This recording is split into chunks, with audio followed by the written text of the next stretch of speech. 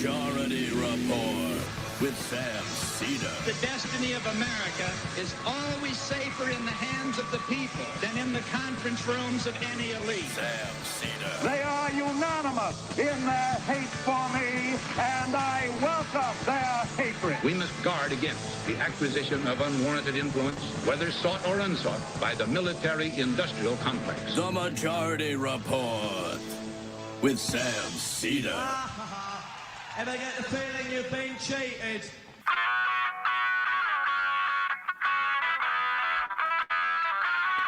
It is Tuesday, June 4th, 2024. My name is Sam Seder. This is the five-time award-winning Majority Report. We are broadcasting live steps from the industrially ravaged Gowanus Canal in the heartland of America, downtown Brooklyn, USA. On the program today, David Dayen, executive editor at the American Prospect, on pricing, which comes on a day where there are multiple stories of price fixing. Meanwhile, Bibi Netanyahu looking to sink the ceasefire deal or waiting for Joe Biden to make him accept it. In India, Modi on a course to win, but his party looks like it will face a shocking loss of the majority. DOJ claims that Epoch Times is a massive money laundering operation. ProPublica report, Donald Trump gave huge bonuses to 9 people who coincidentally were scheduled to be witnesses in his various criminal probes. Joe Biden to announce an illegal new policy on asylum seekers. And inept and often corrupt New York State Democratic establishment ramp up AIPAC attacks on Jamaal Bowman, sorry. Final primary day across the country. You have an opportunity to vote uncommitted in New Jersey. You also have an opportunity to vote in Montana, New Mexico, South Dakota, and Washington, D.C. New report, CEO pay surges made 200 times workers last year. Been working hard, raising those prices. Exactly. Gotta move the zero. Speaking of price fixing, the FBI raids Cortland Management, a corporate landlord, over price fixing centered around that RealPage software algorithm. And the FTC is prepping pricing lawsuit against the largest alcohol distributor in the country. All this and more on today's Majority Report. Welcome, ladies and gentlemen. It is Newsday Tuesday. It is Newsday Tuesday, but as of late, there's been just so much. Apparently you can also vote uncommitted in New Mexico. Gotcha. I did not know that, but appreciate the I am from Juniper J who just voted. It is Newsday Tuesday, but we're having David Dayen on because the American Prospect is doing a great special on pricing this week, and there are 2 major stories about pricing in the Prospect. in the news the today. News. Yeah. Also, hopefully we'll get to this Epoch Times story. It is nuts. It's going to really mess up my morning routine. This thing, first off, it's also got me thinking, like, we could do that here. We just need an underlying crime. Like, that's the thing, is that, like, I thought they're just, when you hear money laundering, you think, oh, okay, they're taking money from a criminal enterprise and then they're filtering it through their business to sort of clean it up and they're getting a kickback. Right. Which, is bad, obviously. They had a whole division that was involved in unemployment fraud, it apparently seems like, in using crypto to buy debit cards full of stolen unemployment compensation. I mean, just nuts. Yeah. I mean, it makes you wonder about the financial workings of some other kind of right-wing online outlets. I just remember when these guys went from 0 to 50, and I'm like, how did they do this? And now we know. Now we know. Now you know when you need to get rid of some of your ill-gotten proceeds, you go and you advertise a lot, and then it drives up your subscription numbers, I guess. Got a lot to talk about. I want to get to this clip around the in the wake of the Trump conviction and also the Hunter Biden thing. But really disappointing for me, sort of personally, and upsetting just in general, because I think Jamaal Bowman is one of our better congressmen in the House. And I don't expect that much less from the statewide Democrats, who apparently, because of the enormous amount of money that AIPAC dumps into New York State politicians, including Mondaire Jones and Hakeem Jeffries, most of them have come out, and Mondaire Jones apparently very strongly came out, and they're doing some type of press conference today, I think, claiming that Jamaal Bowman is upsetting Jamaal Bowman's Jewish constituents. This is the quote, and it was in the New York Times. Jones accused Bowman of, quote, causing pain and anxiety among his Jewish constituents with his rhetoric criticizing Israel, which is just a real low. Because, honestly, Mondaire Jones, I don't know if this is just bitter pills or whatever, but he was the victim of Sean Patrick Maloney's incredibly anti-progressive redistricting, right? If people recall, I guess it was the Democratic Party, but Sean Patrick Maloney, who was the head of the Democratic Congressional DCCC campaign committee at the time, decided, I'm going to go to Mondaire Jones's district and run in New York 17 because it's an easier path for a Democrat to win. So Mondaire Jones was screwed, right? And he said, maybe I'll go run in Jamaal Bowman's district. But he didn't end up doing that. He ran in New York 10, split the progressive vote. Yulee New lost very, very slightly. And then Dan Goldman got elected. Yep. So this is just a pattern for Mondaire Jones torpedoing progressive candidates of color as well from or at least throwing a wrench in it on behalf of the Democratic establishment. Well, and that's not something that, a reputation of progressive should be creating for himself. The number one contributor is JPAC, or J Street, sorry. Yeah. Is J Street? Of Mondaire. J Street PAC. Oh. The thing I will say about Mondaire Jones is that I think, he came in as a progressive, as sort of like a squad adjacent. But if you look, there was a transition in the run up to the Build Back Better thing. I mean, I don't want to go through this whole thing, but maybe I will at another time. But Mondaire Jones, if you look early in that year, was saying we can't split these bills because we'll lose the leverage on the Build Back Better. Remember, Sinema and Manchin wanted to split the bills, and Mondaire Jones was saying in the House, you cannot do it, you cannot do it, cannot do it. And then by the fall, not only was it you cannot do it, he was actually actively criticizing Bowman for voting against the splitting of the bills. And he was out in front doing that, and that's when I started to get a little suspicious about where this guy was going. And so I think, you can, he can pretend that this is about Israel, because there's still, a significant portion of Bowman's constituency are Jews. But keep in mind, 51% of Jews, according to the most recent poll, support Biden's conditioning of military sales to Israel not going into Rafah.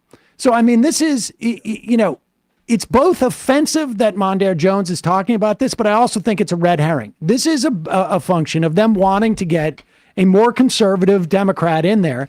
This guy Latimer, who is, well, here's just a quote. This is from May 30th, 2024, Jonathan Weissman, the lead. George Latimer, Westchester County, New York executive, in a pitched Democratic fight with Representative Jamaal Bowman, signaled his centrism isn't just a fight with the Democratic left. He could also be a thorn in President Biden's side if both men are elected. He told Westchester County newspaper he was not signing on to raising taxes on the wealthy, as Mr. Biden wants. On top of which, this is a guy who has now, in violation of the law, not released his finances. His disclosure form, it was due 30 days, I guess, after he basically formally qualified as a candidate, and that was in December. And Latimer also, on top of which you'll recall, we played audio of him on a radio show saying the only reason why Jamaal Bowman won was because, black people were really agitated because of the George Floyd killing. And that it was, all the shenanigans with mail-in ballots. Right. And he had a quote in that Times article, which I'll just read here because I don't have time to send it to you, Bradley. But at the bottom of that Times article, in which the quote by Mondaire Jones was printed, where he basically said that he's causing pain for Jewish constituents, Jamaal Bowman is. Latimer, who is white, said he hoped Mr. Jones's endorsement would put to bed charges that he has used racist tropes as he seeks to cast Mr. Bowman as an attention-seeking distraction in Congress. The quote is, "The argument about me running a racist campaign falls flat on its face when people who are African-American, Latino, and Asian are supporting me," he said in an interview. A spokesman for Mr. Bowman declined to comment. This is, yeah. So he's not racist, put to bed, because he has people of color endorsing him. And he's got J Street's Mondaire Jones on his team. So is it J Street or APAC? It says J Street PAC. But he also gets to APAC donations as well. If you are anywhere within the New York area, Westchester County, anywhere around there, you have an opportunity to help out Jamaal Bowman.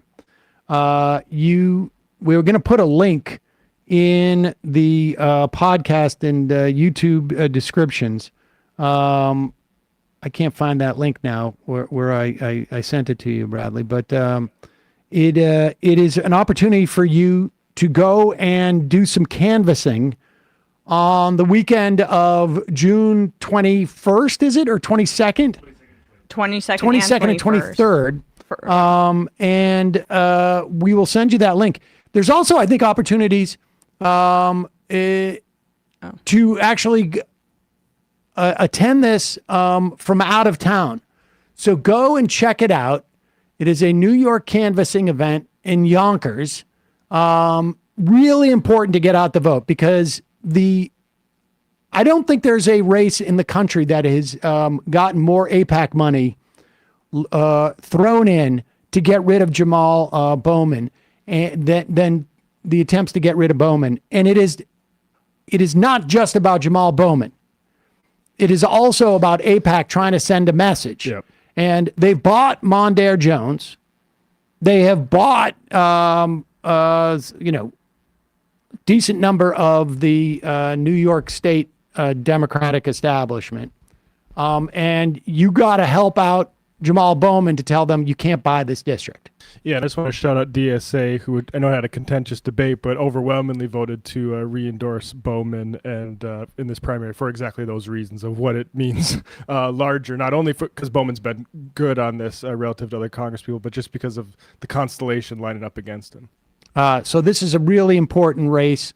Obviously, if you can donate to Bowman's campaign, do that. But this is one of those situations where, knocking on people's doors is going to make all the difference in the world. Who knows? A New York State primary, they hold it in June.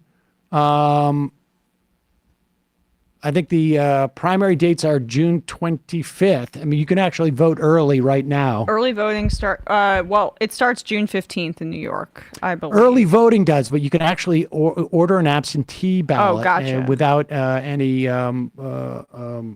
issues.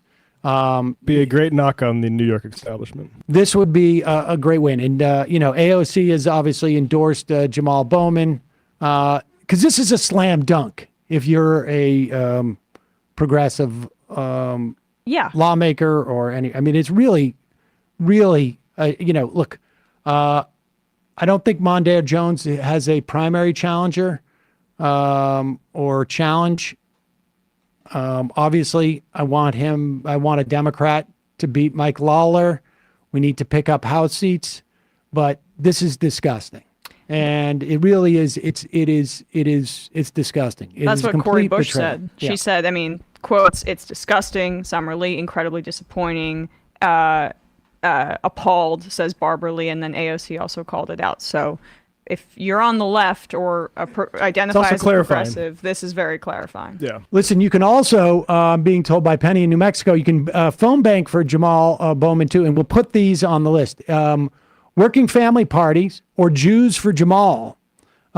So we will put those links in there too. Folks, we won't be making a pitch for membership today on the show. Much rather you take 10 minutes, half an hour, donate $10 to Bowman, take an hour, do some phone banking, or go and canvass. I'm trying to work out how I can get up there, but it's Saul's graduation weekend and Milo's got to be taken to camp. And, but if you have the opportunity to go and canvass, particularly if you're in that area, very, very important. Very important. This is the way that votes are actually, you can put ads on the thing. People aren't paying that much attention to primary elections. But the bottom line is, if you can go out and convince people to go out and vote, it's an important election for Bowman. Yep. All right. We'll skip those clips. We'll get to those later.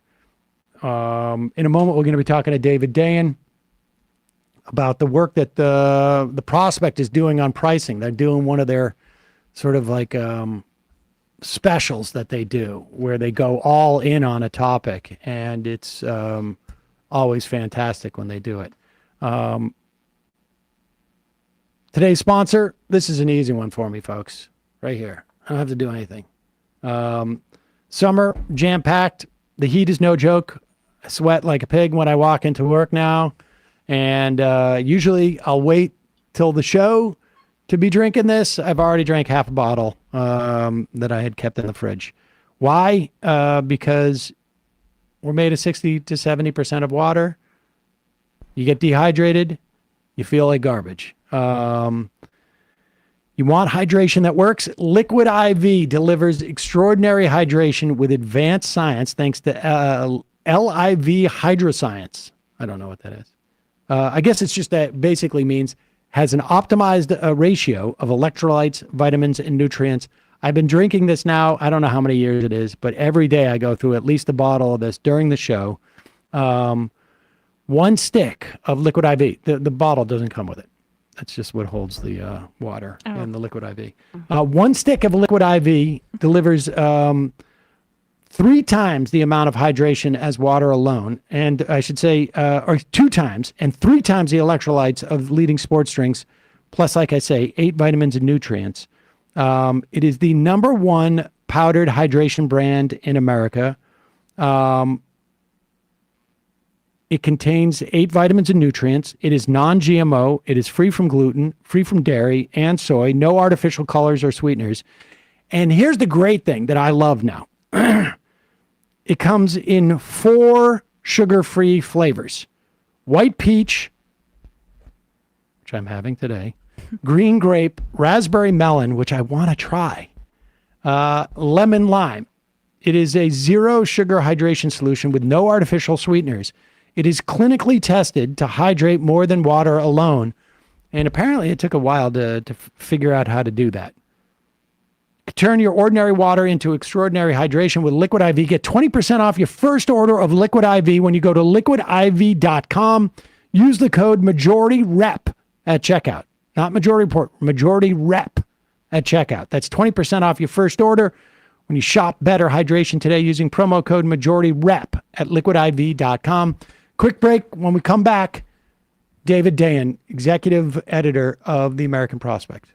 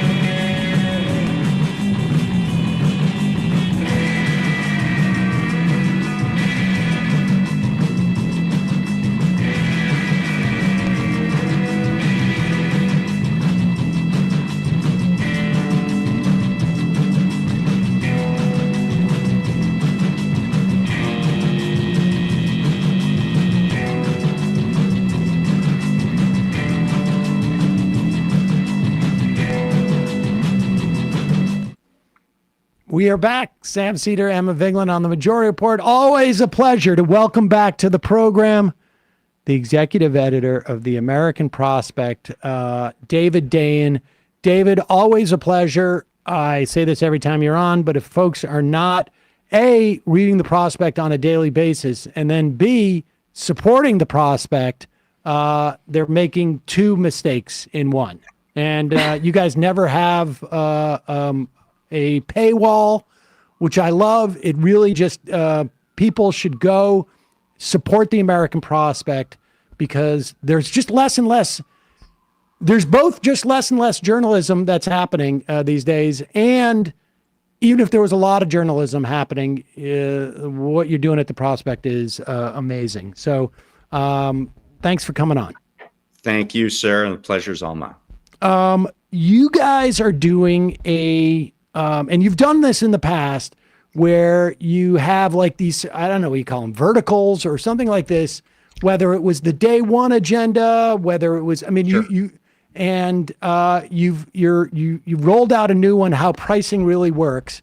It is fascinating and also creepily timely because I assume you've been this has been in the works for a while with both the price fixing from RealPage, this algorithmic thing that was first reported by ProPublica about 2 or 3 years ago, and the FTC prepping a lawsuit against the largest alcohol distributing company in the country, which we had talked about inadvertently, I guess, a couple of weeks ago. We'll get to that in a moment. But let's start with the piece that you introduced it with, which is this dynamic where companies are figuring out they can basically price gouge based upon your profile. Yeah. So the overall issue looks at the many ways that companies have devised how they can maximize their revenue by increasing price. We saw this obviously over the last few years. And we think that sort of three things have come together as sort of a perfect storm for why this is happening. The first is market power, which we've seen over the last 40 years. Industries becoming more and more concentrated. The second thing is technology. Companies have simply more information about their consumers, which enables them to target them in ways that uses their personal characteristics to change the price, sometimes individually change the price for each consumer. And then the third thing is the opportunity that was provided by the pandemic and the post-pandemic inflationary period that sort of unleashed a set of experiments on the public on whether it's dynamic pricing or what they call surge pricing, or things like shrinkflation, where you reduce the size of a package but keep the price the same, or things like the panoply of subscription pricing, which is, we kind of call it the inattention economy, where you're bombarded with so many subscriptions that you forget how many you have, and you just keep paying and paying and paying.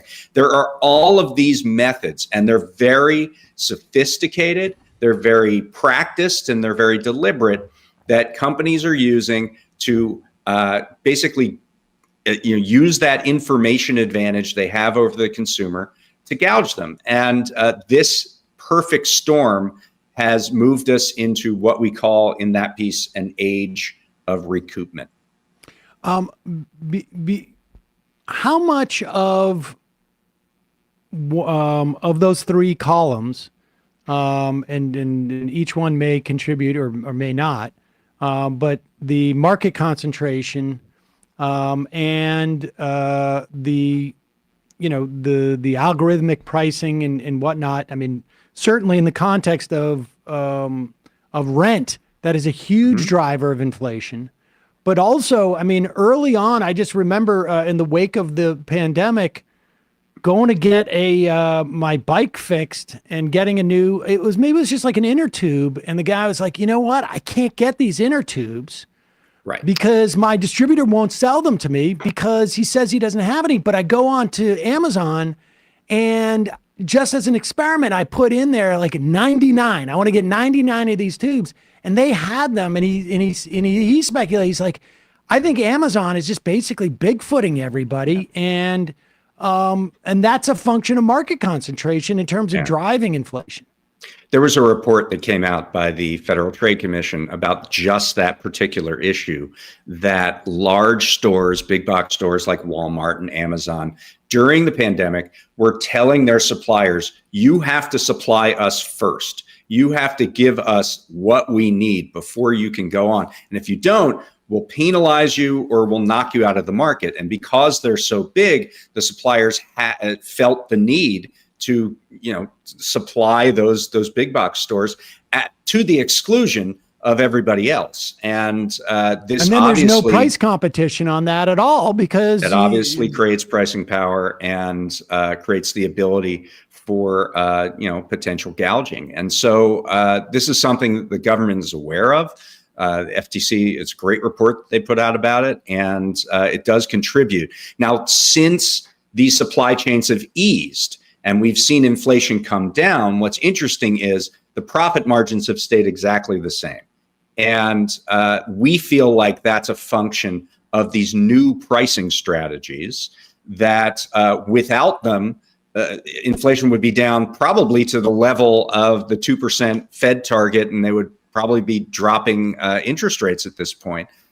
The fact that there is just more data collection, there's more surveillance, there's more out there that companies know about you, and they can exploit that information to target you on price.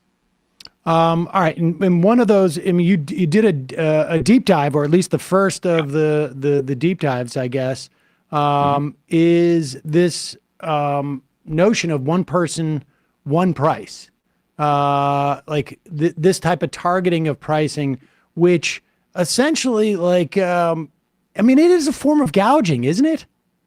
Yeah, I mean, the technical term that economists use for this, and they don't necessarily use it in a bad way, but they call it first-degree price discrimination. This is personalizing pricing based on your particular characteristics or circumstances, and really based on your willingness to pay. And it's important to make a distinction between willingness to pay and ability to pay. Those are not the same things. Sometimes economists conflate them. They say, "Oh, well, this is just based on your ability to pay. So if you're poorer, you will pay less for the same product, and if you're rich, you'll pay more. And this is just a progressive system." That's not how it works.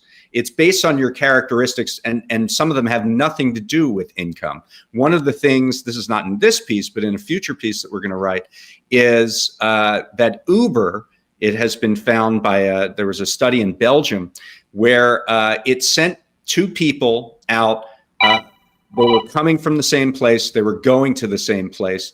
One of the phones had 84% battery. The other phone had 12% battery. The phone with a low battery was charged more.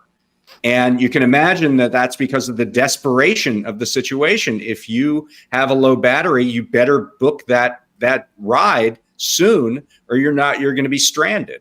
And so those are the types of things that can happen. And it gets much, much more sophisticated as you go down the line. So this idea of first-degree price discrimination or personalized pricing, it really was sort of a pipe dream of economists forever. They want to maximize, company surplus and make sure that they're charging exactly what people are willing to pay, and differentiating it among people. Now, with the sophistication of the data collection and the isolation of the customer, those two factors, that pipe dream is becoming more of a reality. What do we have on the books in terms of price discrimination from like a statutory perspective federally? I mean, is there anything? And if so, is it just being exploited here because this is being done in an algorithm and it's not like, oh, you look poor, so I'm going to charge you differently than the guy that's coming in with the Rolex or whatever? This is a brand new and emerging kind of field. And so there isn't a full architecture of regulatory guardrails for this kind of stuff. However, there are possibilities, and we're going to get into this in future editions of this series, for regulators to get involved. So unfair, deceptive, or abusive acts and practices, or UDAP, is something that consumer protection agencies like the CFPB, like the Federal Trade Commission, have in their arsenal. A recent series of cases by the FTC has labeled data broker practices as unfair practices. So it's a hop and a skip to say, well, if a company is collecting data on me and using that to change my price relative to other consumers, then that's unfair. And that could be the beginning of an architecture to actually regulate these practices. I mean, the easiest way for me to, because I think there's some who will argue like, well, it's just, you don't have to pay for it if you don't want to get it. And some people are getting a discount and some people are, paying more because it's worth more to them. And it's just like sort of, the market just comes down to this really powerful company and you as an individual. But the easiest way to know on some level that there's something fundamentally wrong is that they're not going to advertise this is the way that we do our prices. Yeah. Right? Like they don't want you to know that I'm going on and buying something and I'm paying twice what Emma's paying for it, or vice versa. And historically, what we have seen is whenever these schemes are caught, the companies immediately stop them, beg forgiveness, and try to say that They'll never do it again. Amazon in the 2000s, the early 2000s, started randomly charging different prices for their DVDs. And people eventually figured this out. And Amazon said, oh, we'll never do that again. We'll never do differential pricing again. We're very, very sorry. The problem is now, I mean, obviously, if you're in line and you're in a public place and there's a publicly posted price, it's difficult to do personalized pricing, right? If you are in line and you're being charged $3 and the guy behind you is being charged $4, the guy behind you is going to be pretty pissed off. But there are now ways to atomize and isolate the consumer. I use the example of the McDonald's app. Do you use the McDonald's app? I do not use the McDonald's app. I did read about it in your story, however. 50 million people on the McDonald's app worldwide. Really? It offers much bigger discounts than the advertised price in the store. And the reason for that is that they're trying to get on your phone. They're trying to get your information. They're trying to build market share for this app so that they can atomize the customer.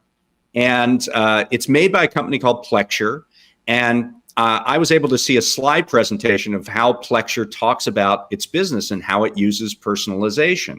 And this one slide really struck me, and we put it in the piece, of all of the ways that they use first-party data, the collection of your information from the app, that goes into how they target their offers. So we're talking about your food preferences, your ordering habits, your time of day, the location, the weather, your social interactions. And then there was a little thing that said key moments, i.e. payday, right? So maybe because the app is attached to a credit card, and that credit card is maybe a debit card that it knows how much you're getting at a particular time. It might know your payday. And if it knows your payday, on Thursday, the day before you get paid, maybe it offers you an Egg McMuffin at $3.50. And then after you have some money in your pocket, the day after you get paid, maybe it offers you for $4.50. And that doesn't sound like a lot of gouging, but Plexure claims they have 500 million interactions with people every day. So it adds up. And and then you combine that first-party data, what they're collecting from you from the app, with all this other data that they have from your browser, from your email, from your other apps, from your subscriptions, from your travel data, from your geolocation, all of these other things to create what is called an identity graph. And now they have so much information on you that they probably know what you're going to order before you do. And if they know that, then they can target particular prices at particular times on particular people. Did I misread, or do they have access to what, if I'm attaching my my Visa card to my McDonald's app, do they have access to what I've purchased on that Visa card as well? They potentially do. They can buy that from a third party. They could get it from a third party. They could get they may all kinds know of that, financial like, data. okay, this guy, he usually buys, lunch, 4 days a week, and it's usually $20. So instead of selling them a $5 burger, we can actually bump it up to $7.50 or something. They might know more. It might be more fine grained than that. They might know that between 2 o'clock and 3 o'clock is when you get your lunch on Thursdays, because you have 2 jobs and you're going between one job and the other, and that's your 1 hour of the day to get lunch. Or you're between classes, and that's your 1 hour when you decide to get something to eat. So they can target offers in that window that are very particularized. I mean, because they know you don't necessarily have other options. You're not going to be able to go buy somewhere else to get the food. You're going to need this, whatever it is. Wait, hold on. Slow down for 1 second. I need to just flesh this out for a sec. How does this not violate your contract that you signing when you create a credit card with your bank or with the credit card company? Are there no privacy protections that preclude this kind of activity? Have you read that credit card information that you signed with your bank? I got my first bank account when I was like, 16 or whatever. So I guess I wasn't reading the fine print. But are you reading them now? Maybe I need to be. I mean, like, I'm shocked by this. There's a tremendous amount of data available, both through the first party collection, which allegedly involves consent because you're on the app and so you're using it, and so that there's this implicit consent attached to that, and the other data that's around that can be purchased, that can be witnessed, that can be collected. And the architecture is there, is the point. The architecture is there for this kind of personalized pricing, whether it's through a web browser, whether it's through your phone, whether it's through your smart speaker, through your smart TV. I talk about that in the piece, that there are now these personalized ads and offers that are being sent directly through your television set. So there is no one price. There's just what you're getting through your television set. It might be different than the house next door to you. Walmart is currently trying to buy Vizio, which is the smart TV manufacturer. Why would a retailer want to buy a TV company? The reason is that Vizio has this smart task function, which is a streaming TV function, and Walmart can use that function to target and personalize ads.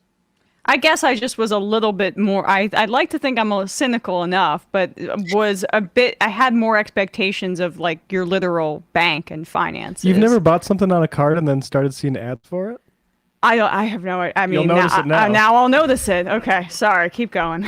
I mean, the problem is that there's so much data out there that's available to be extracted that we don't know where it comes from. It could be that you were browsing that particular item before you bought it. It could be that you sent an email to somebody and said, "Hey, I just got this new coffee maker." There's almost no limit to the data that is available to determined companies that really want to know a lot about you. This all started way back in the 70s and 80s with a company called Catalina Marketing that, you know how you get when you go through the grocery store, they put coupons at the end of your sales receipt, and the coupons seem strangely attached to the things that you just bought. That was Catalina Marketing. That's what they did in the 70s. First, it was based on the basket of goods you had. Then you started getting loyalty cards, right? You get discounts if you use the loyalty card for Kroger or Albertsons or whoever. And now it's a full purchase history of everything that you've ever bought at that grocery store. And they can use that to target offers, to refine their pricing and so forth.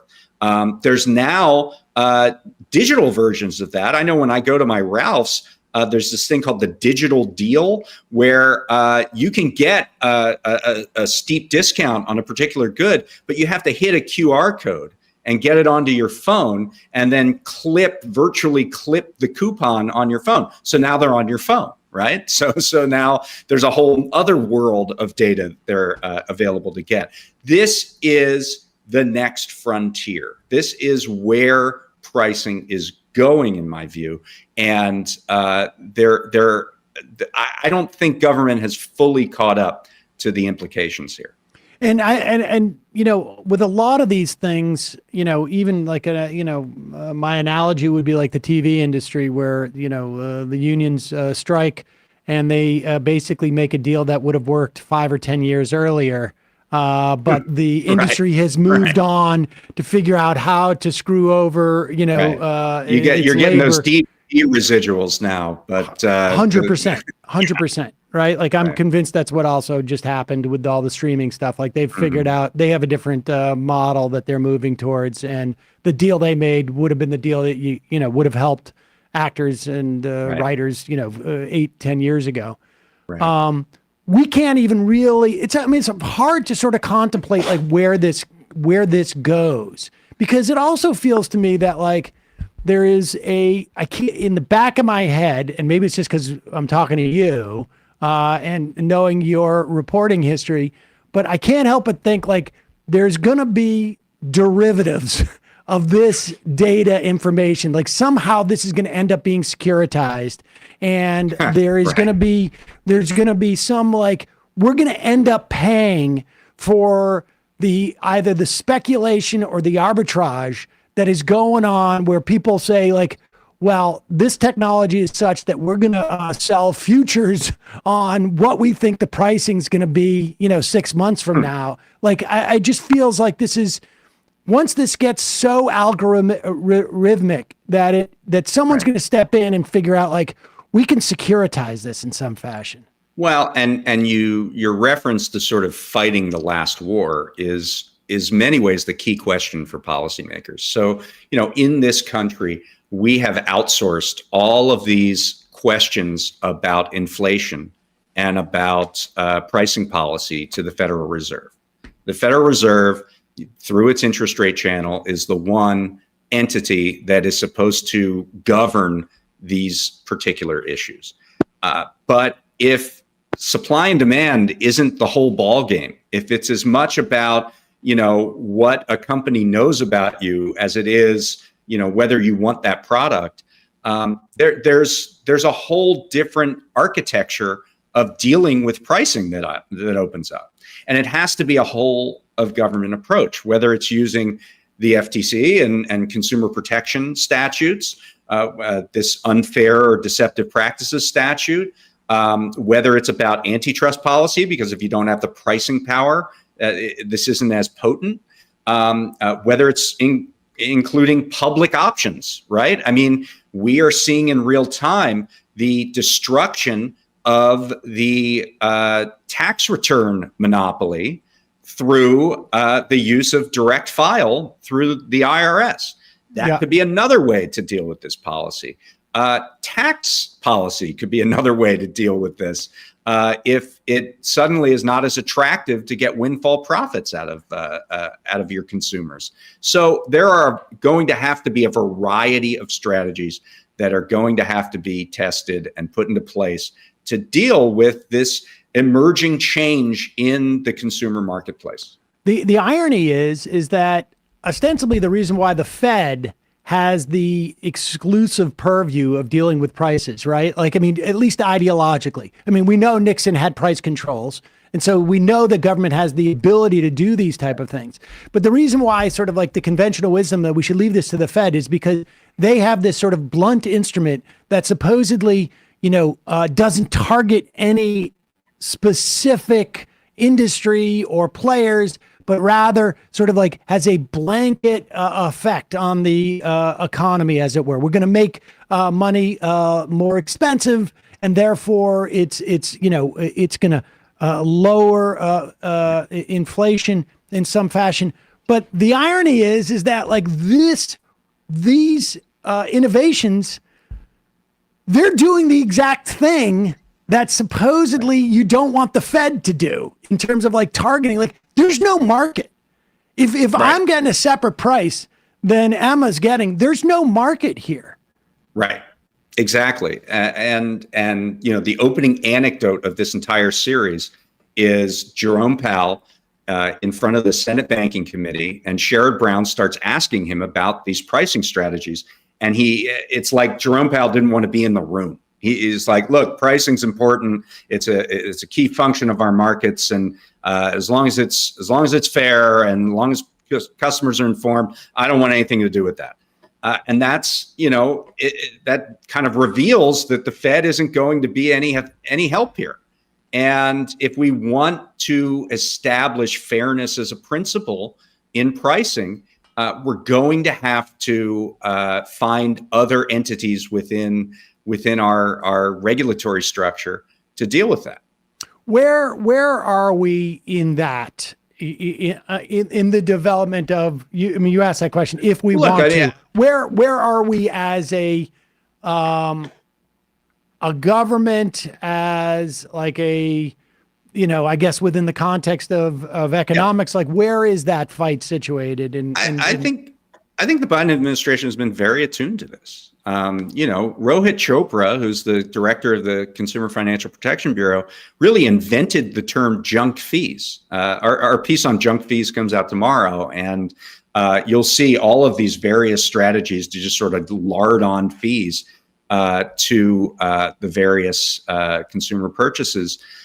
The FTC is banning junk fees, usually pretty much through a disclosure regime, saying you have to show the all-in upfront price, and then you can comparison shop between one item and the next.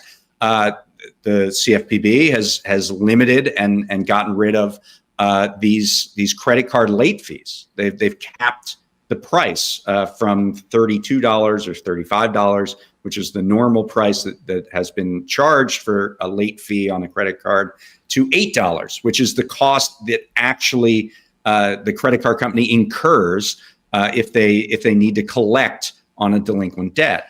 CFPB has also dealt with, we have a piece coming next week on credit pricing. And CFPB last week had this announcement that these buy now, pay later firms, which are these apps that allow you, they're basically like old school layaway loans, only for the digital generation. And they make it much easier to buy everything, but they're completely unregulated. CFPB said, we're going to treat buy now, pay later like it's a credit card. And so these companies will have the responsibility to get rid of charges that seem fraudulent or disputed, and many other protections for the consumer. So, those are just a few examples. I mentioned others earlier, public options, things like that. I think, the Biden administration started this task force on unfair and illegal pricing. It's being co-chaired by Jonathan Cantor of the Antitrust Division of the Justice Department and Lena Khan of the FTC. I talked to Lena Khan for my story. We're going to have an interview later I believe next week, with Lena Khan about these issues. They're very attuned to it, and they're starting to create the regimes. Obviously, the election might have something to say about that, but they're starting to create the regimes that respond to some of these new pricing strategies. I got one tiny micro question, then a macro question. Do we know how much those junk fees, particularly on the credit card, how much that's saving yet? I mean, because it occurs to me like, it's not just a question of we're going to make, $18 every time someone got a late fee. We're larding on a profit, on the late fee, but it's also when they only get to recoup what it cost them, there's no incentive to actually make people pay late. Like, the way like when you're sent your bill 2 days before the due date, or 100%, stuff like that. Yeah. And it's always like, oh no, you're supposed to pay the statement fee, not the activity fee. Like, I mean, CFPB has estimated that this rule, which is now being contested down in Texas by the Chamber of Commerce, would save customers. With that one judge in the Fifth Circuit? Not Kaczmarek, but yes, in the Fifth Circuit, a different judge, who has tried to get rid of. Actually, a Trump judge. Very interesting story. A Trump judge has received this case. Said this has nothing to do with Fort Worth, Texas. This was made. There are no credit card companies here. The rule was made in D.C. All of the lawyers on this case live in D.C. I'm sending this to D.C. And the Fifth Circuit said, no, you can't send that to D.C. You have to go. It has to go back to Fort Worth. So there's this fight going on right now. But to answer your question, CFPB has estimated that this one rule would save $10 billion a year for consumers. That's extraordinary. How durable are these things? I mean, let's say Trump gets elected. How, obviously Lena Khan is gone. Cantor is gone. How durable, Chopra, how durable are the reforms? Like, do you have a sense of I imagine a lot of these things are reversible, but there's also sort of like a bureaucratic and administrative inertia that makes things harder once they are entrenched. Does anybody have a sense of like how many years does it take to entrench these things where even, the industry itself will say, look, it's actually now we've adjusted and it's harder for us to change. We'd rather you don't make this change to, enrich us more, or because we're just not set up to maximize that enrichment. I mean, at a certain level, I don't think anything is durable in politics, especially when you have a very determined opposition that has written a manifesto that says we're going to deregulate anything and everything. So, Project 2025 type of thing. Yeah, exactly. I mean, it's definitely on the radar of not just the architects of Project 2025, but the, corporate lobbyists who they listen to, that we don't want the government messing with our pricing schemes. We don't want the government involved in this. We want you guys to look away.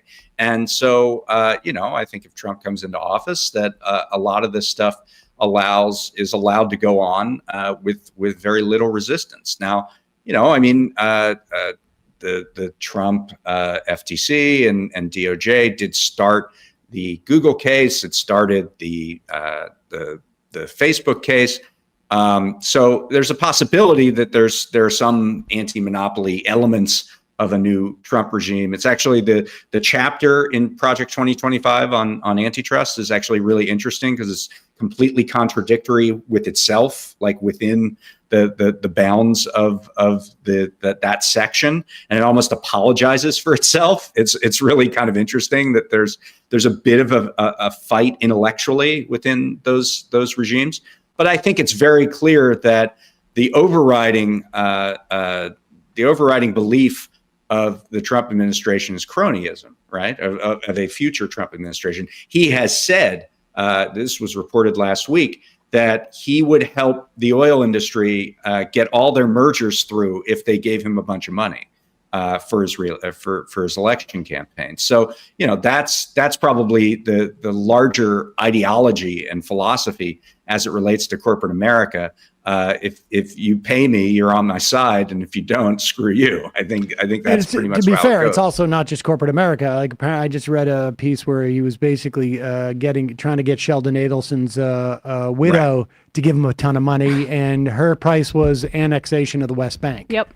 There you go. Yeah, I mean, it's just going to be a pay to play. Never. It's just going to be a pay to play government. So yeah. If we had more time, we would talk about this, and we're gonna do the price fixing on this real page algorithm in the future. But the funny part that we were talking about before the show is last time you were on, we were talking about that guy David Trone. Was it? Is it David Trone who was running in Maryland? Bankrolling $60 million of his own money in the primary. And he got like 20 points. I think he lost by. And that guy is having a very, very bad month because not only did he blow $60 million on a congressional race that he did not win, the FTC apparently, I had headlined this, is prepping a pricing lawsuit against the largest alcohol distribution company in the country, which happens to be his. Well, they're going to prosecute against Southern Glazer, which is a distributor, but that distributor was working with the retailer Total Wine, which is Trone's company. So I see. Okay. It's kind of roundabout, but yes, I mean, he's very involved in that law in that potential action, and we'll see if the company is named in the case. That is a tough month. That is a tough month. That is a tough month. But the one interesting tidbit, and we're going to have the price fixing piece out on Thursday. And of course, I mean, if three people walk in a room and they say, we're going to raise the price of widgets from $8 to $10, that is a clear antitrust violation. Even Republican regimes send people to jail for that. What we have now is it's not three people walking in a room. It's an algorithm collecting all the data on a particular market, giving it to those three people, and then those three people individually decide to raise those prices. So that's what this real page kind of thing is. And one great tidbit here is that this really originated with the airline industry. So there's a company called the Airline Tariff Publishing Company. which posts real-time fares from practically every flight that's going on around the world. That's why if a flight price goes up $5 on one in one airline, it usually goes up $5 in the other airline almost immediately. Justice Department looked at this in the 1990s, said, okay, we'll put in a couple conditions, couple guardrails, but you can keep doing it. The guy who was really behind the creation of that ATP company ends up becoming the guy who builds the technology for RealPage. It's the same guy. Well, I remember from that ProPublica piece, because I think I interviewed the writer of that in 2022. The piece said something, or maybe there was a quote from some, I don't know if it was a regulator or whatnot, saying like, just the way you can understand this is forget that it's an algorithm. Let's just say it was called Bob. And everybody, Bob was a consultant and said, look, I know what your competitor is going to be like. Everybody in this market should be doing this price. And you don't have to talk to them. You don't have to collude with them. Just trust me. I'm advising them. Everybody does this rent. And the whole thing was to basically, they found like, you're going to make more money by raising your rent and keeping some of your inventory empty. Getting people into these things. And what you'll see in the piece is that's being used not only in rental markets, but in hotels, in agriculture. There's a current lawsuit against a company called AgriStats that does this for meat markets, poultry markets. It's used in healthcare. The company GoodRx does a version of this. It's becoming more and more ubiquitous because they feel like you saying it's algorithmic rather than three guys in a room gets them off from a legal standpoint off the hook.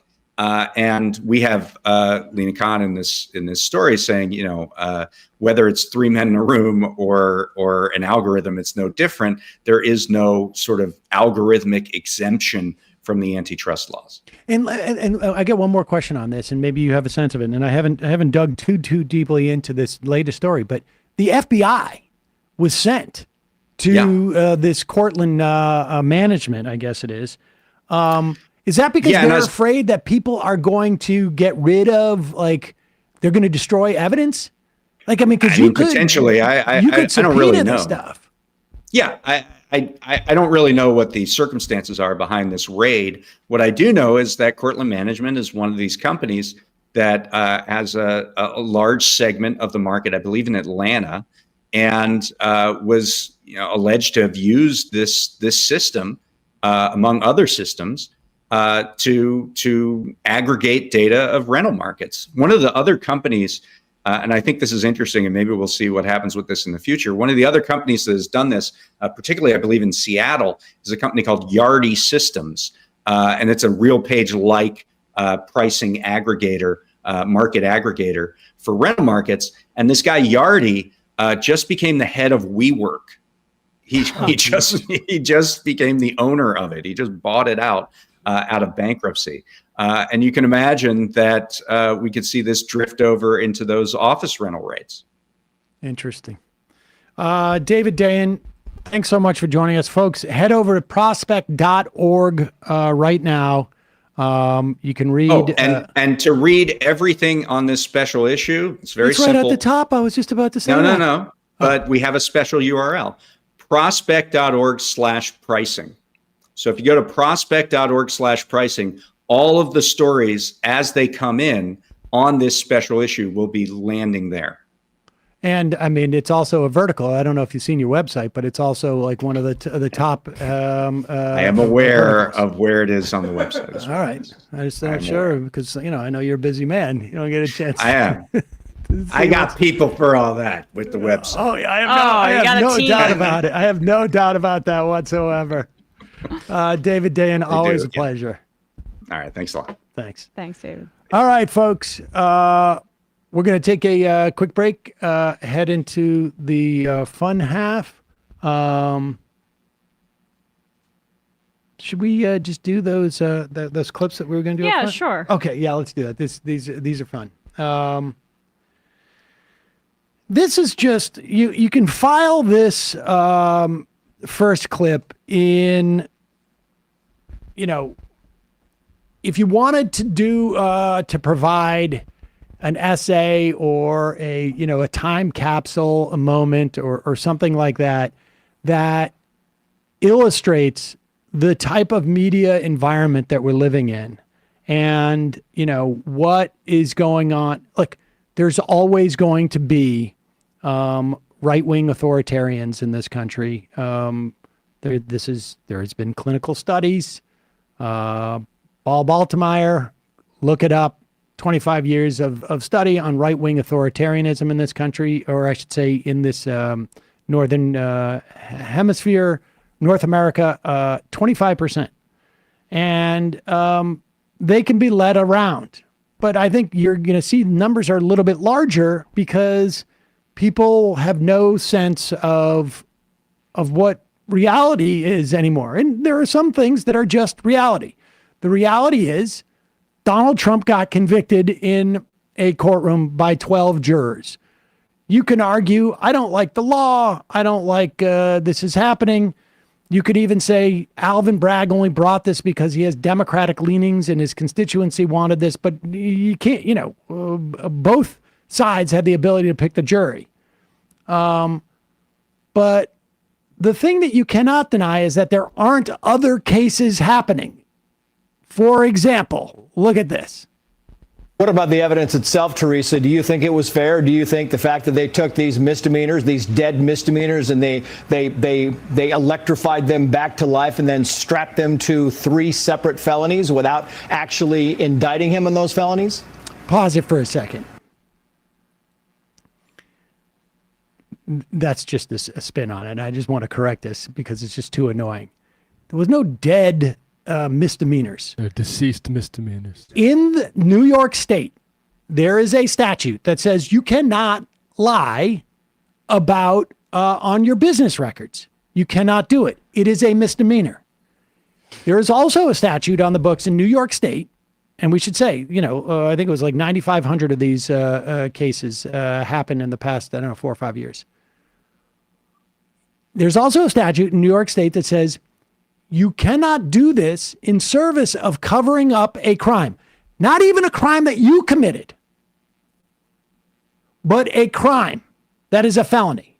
Now, we know lying about and getting illicit support for a campaign is criminal and was a criminal act in this instance because at least one guy who did it, the co-conspirator of Donald Trump, went to jail. Michael Cohen, went to jail. Yeah. Okay. So a crime was committed. You don't have to prove that Donald Trump committed the crime, just that he was aware of the crime and that this misdemeanor was done in service of covering up that felony. And therefore, the felony charge transfers onto the fraud there. Which is extremely common when dealing with falsifying business records charges. It's usually the secondary charge to an overarching crime, particularly in New York State. Separate felonies without actually indicting him on those felonies? Yeah, I mean, I don't think this is a fair trial. And if the whole double standard is what's getting me so mad, it's just they're pounding on him and they're beating him down and cutting him down. And I don't understand why Hunter Biden gets away with these things. Hillary Clinton, it just gets me so angry and so excited to go vote for him in November. Okay, you'll notice that was at 12:40 p.m. Pacific time, so 3:40 p.m. Eastern time, and exactly at that moment, one of 12 jurors was being seated in the Hunter Biden felonious trial, and don't take my word for it.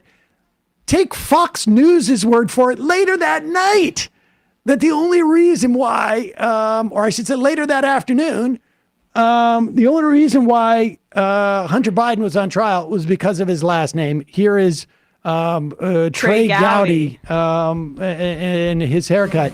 Explain his new haircut. He's got the greased back. It's a work in these progress. days. It's always a work in progress with him. Your thoughts about the difference between Trump trying to get a fair trial in New York City and Biden's trying to get a fair trial in Delaware? Well, you know, Dana, I have this really bad habit, although I'm working on it. I try to be fair. I know there's a very small constituency for that. I think if it had been Donald Jones or Donald Trump or Donald Thomas, we would not have been in New York for the past several weeks. I think if this were Hunter Jones or Hunter Smith, you and I would be talking about something else this morning. So we got to get beyond treating people differently based on their political status or what their last name is. I did gun prosecutions for 6 years. I went after convicted felons. I went after people who were fugitives from justice. I went after lots of different people who are prohibited from possessing a firearm. But I'll bet you there weren't 10 cases prosecuted nationwide of addicts or unlawful drug users who possess firearms or lied on applications. I bet there weren't a dozen, which makes you wonder, of all the cases you could be pursuing in Delaware, why are you pursuing this one? Okay. So all the other stuff was commentary. The irony is that the reason why Donald Jones or Donald Stevenson or Donald McIntyre wouldn't be brought up on this is because they didn't commit a crime in the process of running for office. I mean, were he not running for office, it's true, he would not have been prosecuted because that's where he committed the crime. Right. If he wasn't running for office and he wanted to just pay off Stormy Daniels and he had lied about it as a business expense, chances are he would have just gotten a misdemeanor. He probably would have gotten away with it. Nobody would have known. But it would have been just a misdemeanor. But because there was an underlying crime, because he was running for office, we expect a little more integrity, just a tiny bit, when you're running for office. Now, Hunter Biden, it is true, he was not involved in any type of official act or public trust act. And frankly, you know, I don't feel that strongly about it one way or another, you know, whether he gets tried for this or not. There are plenty of other miscarriages of justice to worry about. And he's not a public, he's not in a position to, let's say, run a government. Right.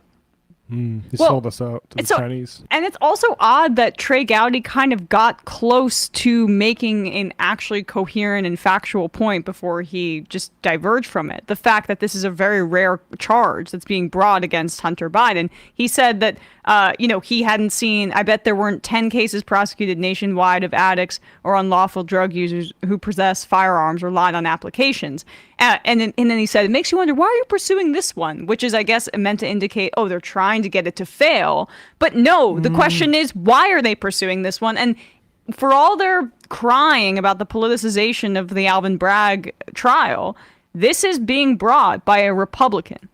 This case is being brought by a Republican. Right? The special counsel is a Republican that was appointed in this instance. David Weiss was a Trump appointee in Delaware. Exactly. And so if anyone wants to, if you want to say, okay, Alvin Bragg is working on behalf of Biden, whatever, you got to make the case that in this instance, it's odd that this is a very rare kind of prosecution to prosecute somebody for lying on a form, for saying that they were not using drugs when they actually were, when they got a weapon, versus the, I would say, probably larger and more consequential act of using hush money in the context of a presidential election in order to change or alter the outcome. I think there's a better chance of Hunter Biden going to jail than Trump, and I'm not sure. I don't know on which is more egregious, but I do know that one involves someone who we're supposed to have public trust of. No one in the country is going to rely on Hunter Biden to do anything for the country. Yeah. That to me is the big difference. One is a public integrity case, and one is not. But there it is.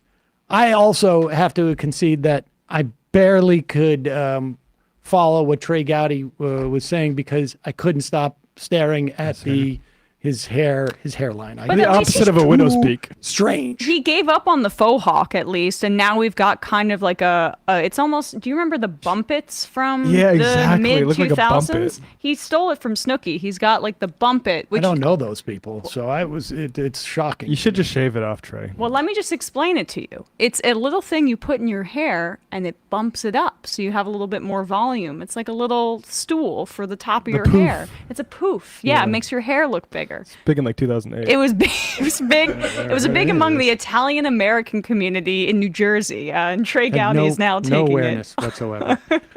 Folks, just a reminder. Oh well, I'm not gonna. It's your support that makes the show possible. But instead of supporting the show today, head over. We've got links for you to support Jamaal Bowman, who is under assault. Buckets and buckets on the IM. Sam, given your numerous times advocating for primary challenges, how can Jamaal Bowman's be disgusting? Jamaal Bowman's primary challenge is not disgusting. I don't know if you're not listening well. I found Mondaire Jones' attempt to invoke Jewish sensibilities as a reason why he's coming out and endorsing a guy who's not going to raise taxes on rich people, a guy who is in breach of the law of disclosure, a guy who blamed Jamaal Bowman's first win on the fact that black people were agitated and had too much easy access to the ballot. That's what I find disgusting. Mondaire Jones' actions I find disgusting. And the fact that he said that it was because Jamaal Bowman had sown pain and anxiety. Well, that's what I said up front. Invoking Jewish sensibilities and sensitivities as some type of. Sorry, does this IMer think we just like primary challenges in and of themselves? No, the content of the challenge also matters. Well, I mean, I would prefer to have no one primary Jamaal Bowman because I like him. Is it disgusting to me that there's a primary? No, it's disgusting. Some of the actions that some of the endorsers and AIPAC and that the I guy find disgusting. running against him, and the guy himself is disgusting. But I'm not saying that the primary is. But that's wild that you. We need a remedial version of the show for some of our listeners. What Jones said was gross. There's just no two ways about it. And his actions in this way, I find gross because, if you want to be a centrist, if you want to be that person, then stop pretending. Yeah. My rule of thumb is primary from the right is disgusting and primary from the left is chill. There you go.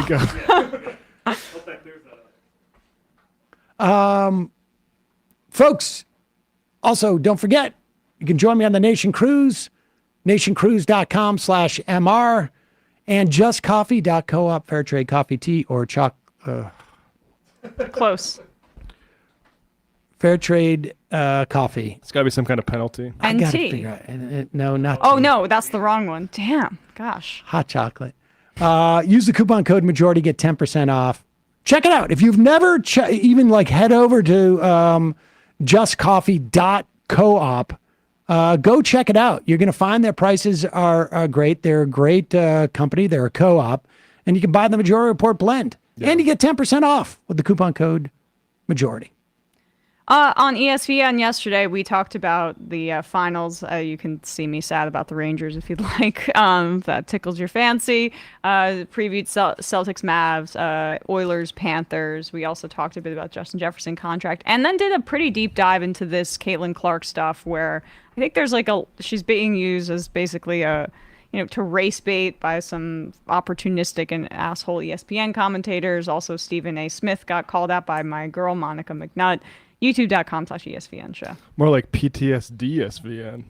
More like that, exactly. Tonight at Left Reckoning, Mike Racine, we're going to talk about the culture war of being a dad. So we're going to have him react to Tim Pool, talk about how he has a spare room, and also the culture war strategy of being a husband. So we're going to talk about his recent stand-up on YouTube, which is very funny. You should check out Mike Racine, actually the originator of the YouTube or the Dave Rubin this voice where you talk like Dave. That's actually Mike Racine on TMBS coined that sort of impression that I've been making a lot of hay of since. So check that out tonight, Patreon. And we'll also talk about Kurt Hackbarth, actually late entry Kurt Hackbarth on the Claudia Sheinbaum's victory in Mexico. So packed show tonight.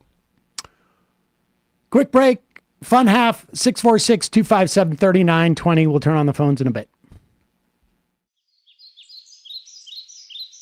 3 months from now, 6 months from now, 9 months from now, and I don't think it's going to be the same as it looks like in 6 months from now, and I don't know if it's necessarily going to be better 6 months from now than it is 3 months from now, but I think around 18 months out, we're going to look back and go like, wow. What is that going on? It's nuts. Wait a second. Hold on for a second. The Majority Report. Emma, welcome to the program. Hey. Matt. What is up, everyone? Nomi Key. You did it. Let's go, Brandon. Let's go, Brandon. Bradley, you want to say hello? Sorry to disappoint everyone. I'm just a random guy. It's all the boys today. Fundamentally false. No, I'm sorry. Women's Stop talking for a second and let me finish. Where is this coming from, dude? But dude, you want to smoke this 7A? Yes. Hi, me? Is it? Yes. Is this me? Is it me? It is you. Is this me? Hello, is this me? I think it is you. Who is you? No sound. Every single freaking day. What's on your mind? Sports. We can discuss free markets and we can discuss capitalism.